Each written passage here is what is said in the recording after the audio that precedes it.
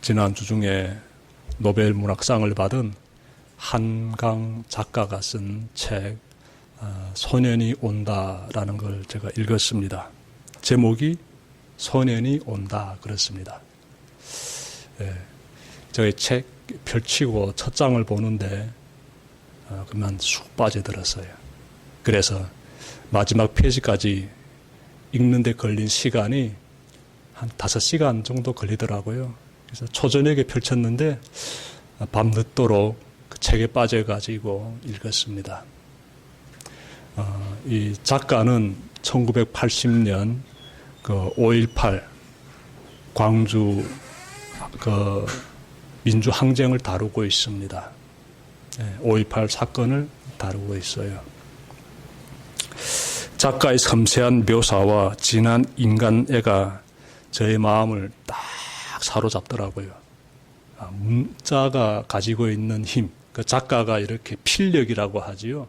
글을 쓰는 그 작가의 그러한 그 필력이 저를 완전히 사로잡더라고요. 여러분들도 기회 되시면 소년이 온다 책 제목이 그런데 읽어보시길 바랍니다. 책을 읽은 소감에 대해서 말하자면 시간이 길어지기 때문에 한 가지만 나누고 싶습니다. 주인공으로 등장하는 소년이 있는데 이름이 동호입니다. 동호. 중학교 3학년 학생입니다. 5.18 항쟁의 한가운데에 뛰어든 동호는 계엄군의 총에 맞아 죽은 사람들의 시신을 이렇게 지키는 일을 하게 됩니다. 그런데 아들이 있는 곳을 엄마가 찾아오게 돼요. 엄마는 아들의 손을 꽉 잡고 집으로 데려가려고 합니다. 왜냐하면 잠시 철수한 이 계엄군이 다시 도시로 이렇게 쳐들어와서 시민군을 죽인다는 이런 소문이 돌고 있었기 때문에 그래요. 그래서 어머니는 어떻게 하나 이 시민군 사이에서 지금 일을 하고 있는 이 중학교 3학년 되는 이 아들 동호를 집으로 이렇게 데려가려고 합니다. 그런데 이 아들이 이 동호가 어머니의 손을 뿌리칩니다. 네, 그리고 자기가 일하던 곳으로 뛰어가면서 어머니에게 한마디 합니다. 6시에 여기 문 닫는데요. 엄마, 그러니 문 닫으면 나도 들어가려고요. 라고 말합니다. 시신을 지키는 이 건물이 있는데 이 건물의 문을 저녁 6시면 닫는다는 거예요. 그러니 엄마 집으로 돌아가. 내가 이 문 닫게 되면 집으로 돌아갈게 라고 말하는 것입니다. 그래서 엄마가 아들의 말을 그대로 믿습니다. 꼭 그래라이, 해 지기 전에 와라이, 다 같이 저녁밥 먹게 라고 엄마가 말합니다. 엄마는 아들이 한 말이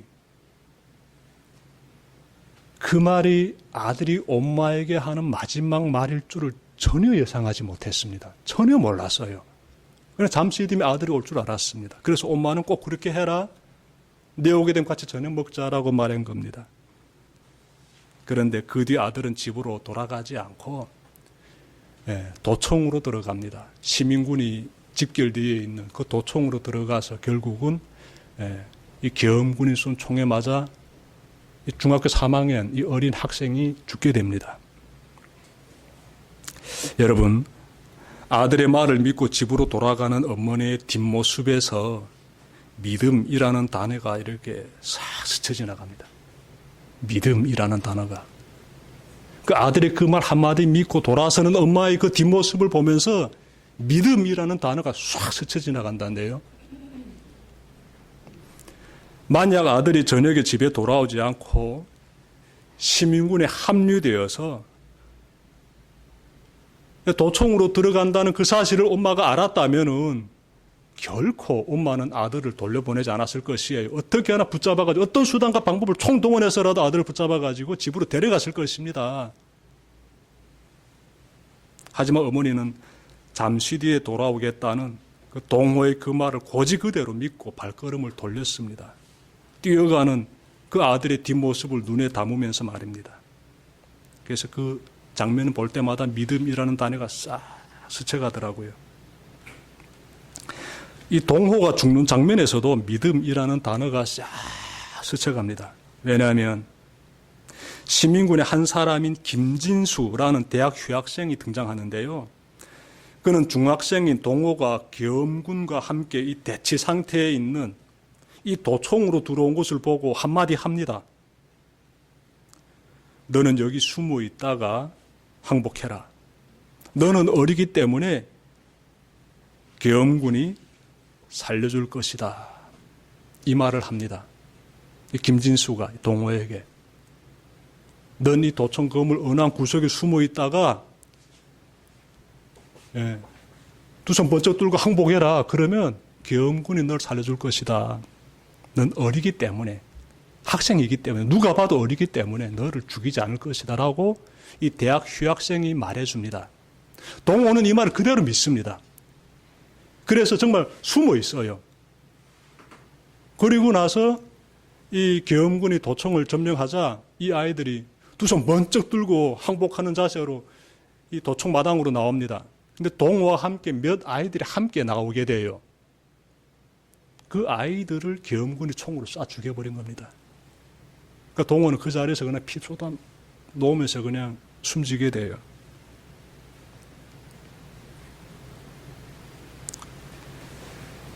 동호는 계엄군의 아이들은 죽이지 않을 것이라는 이 진수 형의 말을 믿었던 것이지요. 하지만 그의 믿음은 잘못된 믿음이었습니다. 믿음 때문에 어머니는 아들의 손을 더 이상 붙잡지 못했으며 믿음 때문에 소녀는 총에 맞아 피 쏟으며 죽었습니다. 가슴 아픈 이 장면에서 믿음이라는 주제가 크게 안겨옵니다. 우리의 인생은 믿음으로서 점철되어 있습니다. 인생이 그렇습니다. 믿음으로서 점철되어 있습니다. 우리는 내일 일을 알 수 없기 때문에 스쳐 지나가는 믿음이라는 그 단어를 붙잡으며 살아갑니다. 그리고 믿음 가운데서 울기도 하고 또한 웃기도 합니다. 믿음이란 상대방이 내가 원하는 것을 들어줄 것이라는 기대입니다. 믿음을 가지려면 상대방에 대해서 어느 정도 알아야 합니다. 상대방에 대해 많이 알수록 믿음은 커지지요. 우리는 내가 믿는 대상이 나를 실망시키지 말기를 바랍니다. 그러나 믿음이 무너지는 실망감을 수시로 체험합니다. 국가는 국가대로, 회사는 회사대로, 가족은 가족대로 실망감을 안겨주곤 합니다. 그래서 우리는 진정한 믿음의 대상이 누구인지를 찾게 되지요. 그리고 그 답을 성경에서 발견합니다. 나의 인생을 온전히 맡길 수 있는 믿음의 대상을 찾았을 때 그때 느끼게 되는 안도감, 평안은 경험해 본 사람만 알 수 있습니다. 오늘 본문 말씀에서 우리는 모두가 소망하는 진정한 믿음의 대상을 찾은 한 사람을 발견하게 됩니다. 본문의 5절을 보시면 예수님께서 갈릴리 지방에 있는 가버나움이라는 동네로 들어가십니다. 그때 한 이방인이 예수님께로 다가옵니다. 그는 로마 군대의 백부장이었습니다. 백부장이란 100명의 군사들을 통솔하는 지휘관을 가리킵니다. 그가 예수님에게 다가온 이유는 자신의 종이 중풍병에 걸렸기 때문입니다. 예수님에게 다가온 백부장은 이렇게 말합니다. 주여, 내 종이 중풍으로 집에 누워서 몹시 괴로워하고 있습니다. 라며 자신의 현재 상황을 간절히 아뢰입니다. 여기서 우리는 예수님을 대하는 백부장의 태도를 발견하게 됩니다. 그는 예수님에게 주여라는 호칭을 사용하고 있습니다. 여러분, 주여라는 호칭 속에는 두 가지 의미가 담겨져 있어요. 하나는 그분의 영적인 권위를 인정하며 자신을 낮추는 경외심이 그 속에 담겨져 있습니다. 다음은 그분의 말씀에 순종하려는 의지가 주여라는 호칭 속에 담겨져 있습니다. 로마 군대 백부장이면 그 사회에서 꽤 높은 신분에 해당되는데 이런 사람이 예수님께 주여라는 호칭을 사용하고 있습니다. 일반적으로 봤을 때 예수님은 로마의 지배를 받고 있는 식민지 민족의 그냥 한 랍비에 불과합니다. 놀라운 것은 백부장이 예수님을 상관 대하듯이 정중하게 예의를 갖춰서 지금 대하고 있습니다. 그는 주여 내 종이 아파하니 와서 고쳐주시길 바랍니다 라는 식의 부탁조차 하지 않습니다. 그냥 주여 내 종이 지금 아파합니다 라고만 말해요. 오직 자신의 처한 상황만 아뢰고 예수님의 뜻을 기다립니다. 주님을 경외하는 종의 귀한 모습이 아닐 수 없습니다. 우리는 예수님을 주여라고 부릅니다. 그렇지요? 그러면 예수님을 주여라고 부를 때 저 백부장과 같은 마음으로 부르고 있습니까? 우리 마음의 자세에 대해서 한번 살펴봅시다. 나는 어떤 마음의 자세로 예수님을 향해 주여라고 부르고 있는지 한번 살펴봅시다. 백부장은 세상의 권력을 다 내려놓고 경건한 마음으로 예수님을 주여라고 부르고 있는데 여러분은 그렇게 하고 있습니까? 제가 한국에 입국한 후 하나원에서 머물 때 일입니다. 하나원 안에는 교회가 있습니다. 교회. 새벽마다 그곳에서 예배를 드리곤 했는데 제가 새벽마다 예배에 참석한 건 아니에요. 그곳에서 새벽 예배가 드려지곤 했습니다. 하루는 새벽에 제가 나가봤습니다. 교회에. 목사님이 설교를 하고 계셨습니다. 설교가 끝나고 나서 목사님이 기도하시는데 목사님이 기도의 문장이 끝날 때마다 한 20대 정도 돼 보이는 젊은 그 남성들이 주여, 주여라고 말하는 거예요. 목사님이 기도 끝날 때마다 주여 하고 또 기도 끝나면 또 주여라고 하고 저는 그 모습이 좀 낯설었습니다. 저들은 진짜 저렇게 주여 주여 하면서 예수님을 잘 믿는가? 그런 생각도 가지게 되었습니다. 예. 만약 말로만 주여 주여 하면서 다른 불신자들처럼 예수님 믿지 않는 다른 탈북민들처럼 그렇게 살아간다면 그런 주여는 백날 해도 다 의미가 없습니다. 주여를 입에 달고 살아도 그게 무슨 의미가 있겠습니까? 마태복음 7장 21절에서 예수님은 나더러 주님 주님 하는 사람이라고 해서 다 하늘나라 들어가는 것이 아니라 하늘에 계신 내 아버지의 뜻을 행하는 사람이라야 들어간다라고 말씀하셨습니다. 여러분이 예수님을 주님이라고 이렇게 부르려고 한다면 우선 해야 하는 일이 있습니다.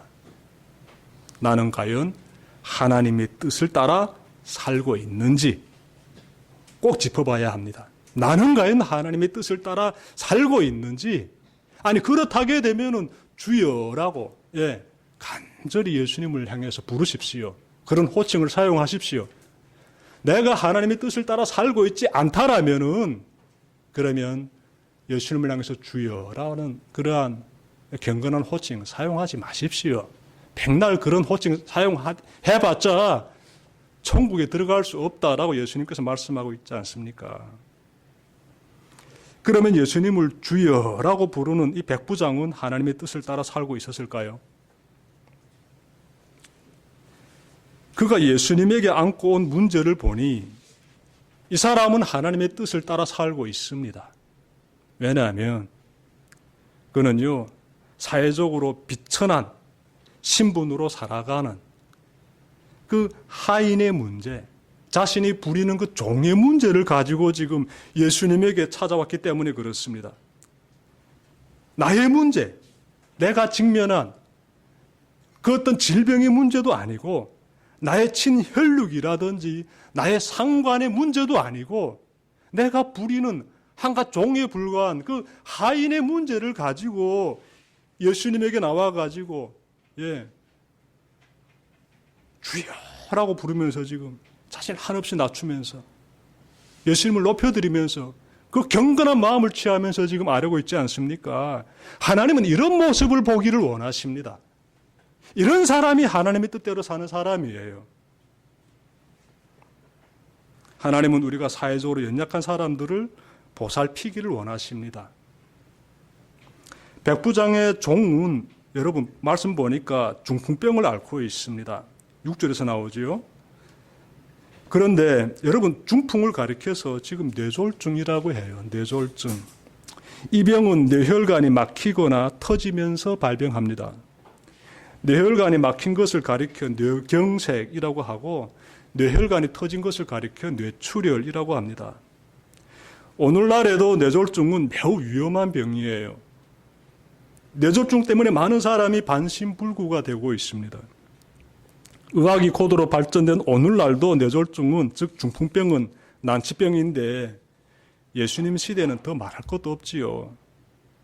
사람들이 중풍을 고칠 수 없는 불치병으로 여겼다고 봐도 과언이 아닙니다.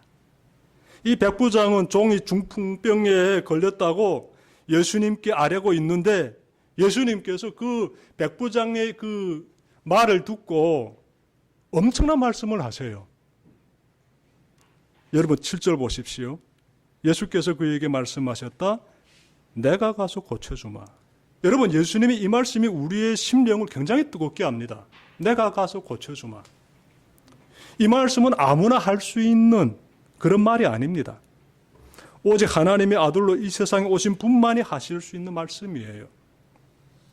목사인 저는요, 우리 교우들 중에 어느 한 분이 건강이 안 좋아서 이렇게 앓고 있다라면은 저는 당신을 위해 하나님께 기도드리겠습니다. 당신을 위해서, 당신의 병이 낫기를 위해서 제가 하나님께 기도를 드리겠습니다. 라고는 말합니다. 하지만 제가 당신을 고쳐주겠습니다. 라고는 입 밖에 꺼내지도 않습니다. 그거는 있을 수 없는 일이기 때문에 그래요. 저에겐 그런 능력이 없습니다. 환자를 고쳐줄 수 있는 분은 오직 생명의 주관자이신 하나님뿐입니다. 하나님뿐이에요. 성자 하나님이신 예수님은 우리가 겪고 있는 질병을 비롯한 모든 고통의 문제를 해결해 주실 수 있습니다. 그분만이 이런 문제를 해결해 주실 수 있어요. 우리는 모든 고통의 문제를 안고 예수님께 나아가서 고쳐주시기를 기도로 간구드릴 뿐입니다. 한국의 사이비 집단 교주들 중에 한 사람인 이재록 씨가 작년에 대장암으로 사망했습니다. 며칠 전이죠. 2024년 11월 22일 뉴스원에 실린 기사를 보니 이재록 씨는 신도들 앞에서 자신을 성령 하나님으로 내세우며 성범죄를 저지르고 그리고 무려 100억 원이 넘는 신도들의 헌금을 가져다가 도박이나 해외 선물 투자에 탕진했습니다. 이처럼 추악한 사람이 13만 명이나 되는 신도들을 모을 수 있었던 그 비결이 궁금해졌습니다. 여러분요, 그것은요, 다른 게 아니에요. 자신이 하나님의 능력으로 엄청난 기적을 행한다면서 거짓된 선전을 했기 때문이에요. 거짓된 선전.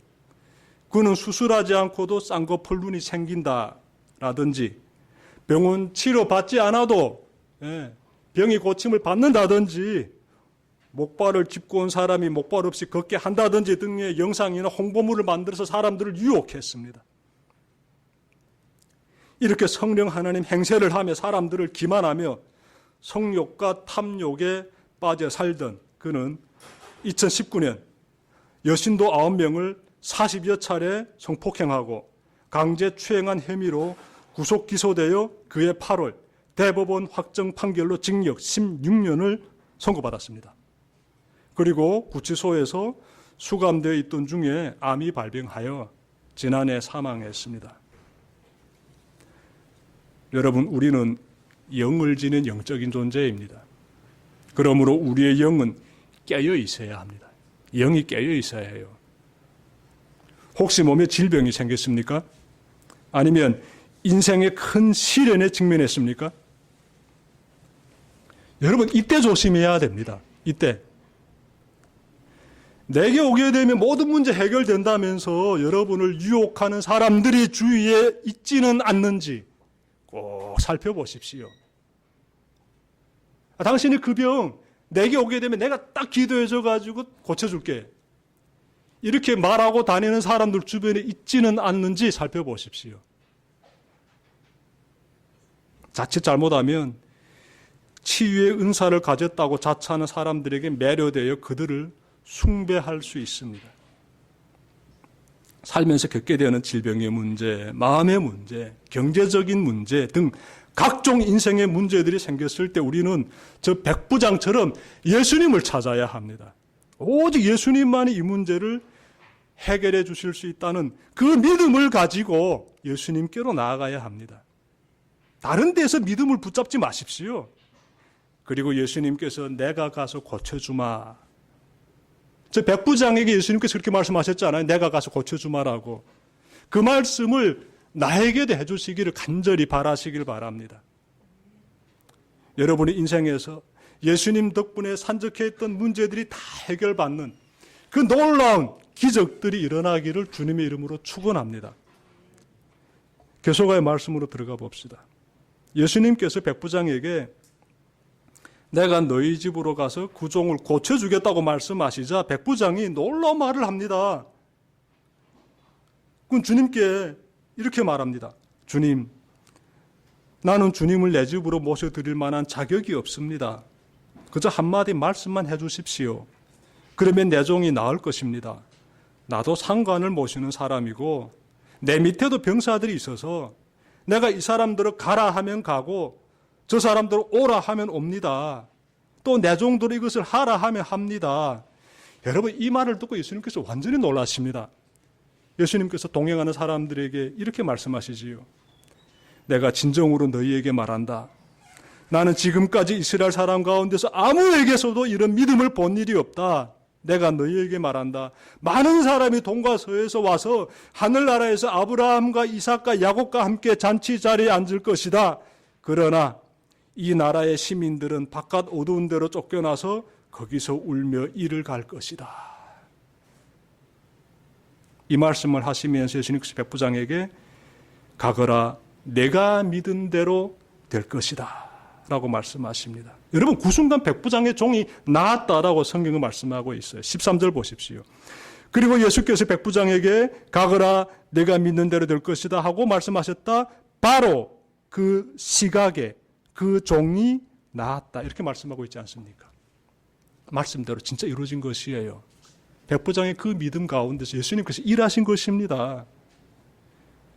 백부장과 예수님 사이 이렇게 오고 간 대화를 읽으면 읽을수록 이 감동이 크게 밀려옵니다. 백부장의 말에 예수님께서 큰 감동을 받으신 그 모습이 느껴지지 않습니까? 예수님이 감동받으신 거예요. 이 백부장이 예수님을 감동시키신 겁니다. 우리도 백부장처럼 예수님을 감동시켜야 되지 않을까요? 그러자면 조건은 단 하나입니다. 이 백부장이 가졌던 그러한 믿음을 우리가 가져야 합니다. 백부장의 믿음은 예수님이 지니신 능력에 대한 확고한 믿음이에요. 그는 예수님은 하나님의 권세를 지니고 또 행하심으로 세상의 불치병인 중풍병을 넉넉히 고칠 수 있다는 그 확고한 믿음을 가지고 있습니다. 그것도 말씀만 하시면 중풍병이 고침받을 수 있다는 놀라운 믿음을 가지고 있습니다. 우리도 이런 믿음을 가져야지요. 이런 믿음. 예수님의 능력이 우리가 상상할 수 없습니다. 상상할 수 없어요. 내가 지금 겪고 있는 요만한 문제겠습니까? 그러니 전지전능하신 성자 하나님이신 예수 그리스도 나의 구주 되신 그분께 모든 것을 완전히 맡겨드리면서 그분을 향한 나의 믿음을 완전히 고백해야지요. 그분이 그때 감동하십니다. 우리 그런 믿음을 가져야 돼요. 그래서 어떻게 해야 할까요? 믿음은요, 제가 보니까 시선에서부터 시작이 됩니다. 시선. 내가 무엇을 바라보는 애가 믿음의 기초가 됩니다. 백부장의 마음에는 예수님을 향한 간절한 시선이 늘 그 마음 가운데 딱 있었습니다. 그리하였기 때문에 예수님께로 나아갈 수 있었던 것이에요. 그리고 예수님을 감동시키는 믿음의 고백을 할 수 있었던 것입니다. 하나님의 백성이라고 자처하는 유대인들은 예수님을 불신하며 의심의 눈초리를 보냈을 때 이 이방인 백부장은 예수님만을 바라보면서 예수님이 행하실 능력을 전적으로 의지했습니다. 그 믿음의 시선을 가지고 있는 것이에요. 그러므로 누구를 바라보느냐가 매우 중요합니다. 거기에서부터 믿음이 시작이 됩니다. 제가 북한에 있을 때 잠시 위아버리 사업소에서 그 나무로 만든 작은 쪽배를 탄 적이 있습니다. 파도가 높지 않은 날이면 이 작은 쪽배에 몸을 싣고 이렇게 노를 저어서 바다로 나가서 고기잡이를 하곤 했습니다. 하루는 동료 한 사람과 함께 이 쪽배 타고 이렇게 노점에 바다로 나갔는데 우리 두 사람은 바다에 대해서 몰라도 너무나 몰랐습니다. 예. 제가 뭐 바다에서 일하면서 바다에 대해서 많은 걸 이렇게 그 바다에서 일하기 위해서는 바다에서 알아야 돼요. 바람에 대해서도 알아야 되고 파도에 대해서도 알아야 되고 바다 밑으로 흐르는 물살에 대해서도 알아야 돼요. 그 바다 밑에 지형에 대해서 좀 알아야 되고. 근데 그런 노하우가 전혀 없어요, 저는. 근데 저와 함께 배에 탄 사람도 그런 노하우가 전혀 없는 사람이에요. 군대에서 제대되자마자 위아버리 사업소 들어와가지고 저도 학교에서 공부 마치자마자 위아버리 사업소에서 지금 두 사람서 지금 잠시 지금 그 위아버리 사업소에서 머무는 동안에 그 배 타고 지금 나갔는데 그날에 배 타고 나갔다가 이 파도를 만나게 되었어요. 잔잔한 파도가 갑자기, 잔잔하던 이 바다 물결이 갑자기 이렇게 파도 이는 거예요. 쪽배는요, 파도 일게 되면 빨리 부두로 돌아와야 됩니다. 아니면 큰일 나요. 이 파도에 쪽배 뒤집어지는 건 금방입니다. 그냥 헷가닥 넘어지게 돼요. 그러면 사람들 그 자리에서 어떻게 될까요? 목숨 잃는 거지요.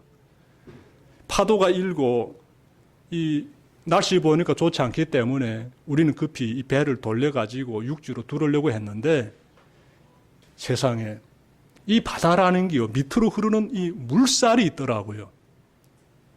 이 물살이 어디로 가는가 봤더니 육지 쪽으로 향하지 않고 우리 배를 저 날바다, 저 먼 바다로 밀어버리는 거예요. 아무리 둘이서 노를 저어도 배가 앞으로 나가지 않고 계속 뒤로 밀리는 거예요. 그럼 어떻게 됩니까? 배에 무전기 있는 것도 아니고. 무전기 없어요. 지금 핸드폰이라도 있지요? 그런 게 전혀 없습니다, 지금.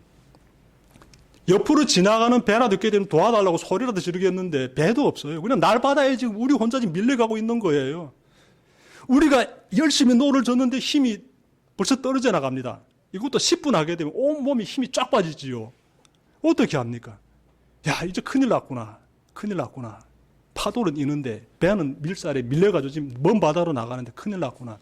그때 우리 눈에 딱 들어온 부표가 있습니다. 부표. 부표란 무엇인가 하면 이 양식을 하는 어부들이 이 바다에다 띄워놓은 이 스티로폼을 가리켜요. 타야 스티로폼. 그 부표가 눈에 딱 보이는 거예요. 목표가 딱 확인이 되자 우리는 사생결단하고 저 부표까지 가기 위해서 정말 최선을 다해서 노를 저었습니다. 왜냐하면 그것이 마지막 희망이거든요. 그래서 정말 힘을 다해서 노를 저어서 가는데 다행히도 이 배가 부표 있는 쪽으로 가더라고요. 그래서 가자마자 부표를 붙잡았지요. 부표는요, 그 밑에 이 밧줄이 쭉 아래로 드리워져 있습니다. 그래서 부표만 붙잡고 있어도 최대한 더 이상 뒤로 밀리지 않게 돼요. 그래서 우심결에 이 부표 밧줄을 끌어당기면서 보니까나 이 부표 밧줄이 그 안에 이렇게 천에 양식하는 그런 부표였는데 쭉 줄이 바다 속으로 이렇게 이 밧줄이 쫙 바다 속으로 이렇게 늘어져 있더라고요. 구줄을 끌어당기면서 또 보니까나 그 앞에 섬으로 향하더라고요. 이 바다 속에 드리워져 있는 이 줄이 섬으로 향하더라고요. 두 사람이 정신없이 구줄을 당기면서 가다 보니까나 이 쪽배가 이 섬 근처까지 가게 되어서 섬 근처까지. 그래서 우리가 살아남게 되었습니다. 저는 그때 우리가 그 부표를 발견하지 못했으면 어떻게 되었을까? 그 생각 정말 오금이 저리게 들더라고요. 그때 저 부표를 발견하지 못했으면 우리는 아마 잘못됐을 거예요. 잘못됐을 거예요. 정말 힘을 다해서 그 부표를 보고 그곳까지 노를 저었습니다. 여러분, 믿음도 마찬가지예요. 믿음도. 예수님을 똑바로 바라보고, 똑바로 바라봐야 돼요. 예수님을 딱 바라보고 예수님께 가게 되면 내가 살 수 있다는 그 확실한 믿음을 가지고 힘을 다해서 다가가야 합니다. 세상의 모든 방해물을 물리치면서 예수님의 십자가를 바라보며 믿음의 길을 걸어가야 돼요. 예수님을 바라보며 걸어간다는 것에 정말 우리가 좀 깊이 집중할 필요가 있는데 그 바라보면서부터 믿음이 생기기 때문에 그래요. 그리고 그 가운데서 예수님께로 다가간다는 것이 무엇이겠습니까? 그분의 말씀대로 사는 것이지요. 그것이 다가가는 것입니다. 예수님을 바라보면서 주님의 말씀을 따라서 내가 실천하면서 사는 것, 그것이 예수님께로 다가가는 것이에요. 그 길에 구원이 있습니다. 그 모습이 곧 예배자의 삶에서 나타나게 되지요. 올해 우리 교회 표어가 여기 쓰여 있지 않습니까? 신실한 예배자가 되자인데, 여러분, 신실한 예배자의 삶이 곧 예수님만을 바라보면서 꿋꿋이 믿음의 길을 걸어가는 삶이에요. 우리 모두가 그 길 위에 있기를 바랍니다. 백부장이 예수님에게 보여주었던 귀한 믿음이 예배자의 삶, 믿음의 길을 걷는 여러분에게서도 발휘되기를 바랍니다. 주님을 바라보며 주여, 저에게 이런저런 어려움이 있습니다. 주님이시여 말씀으로 저를 도와주소서. 주님만이 이 문제를 해결해 주실 수 있습니다. 라면서 기도로 아뢰는 여러분들 되시길 바랍니다. 그리할 때 예수님께서 백부장에게 말씀하셨듯이 내 믿음대로 될 것이다 라고 말씀하여 주시기를 또한 간절히 바랍니다. 기도드립시다.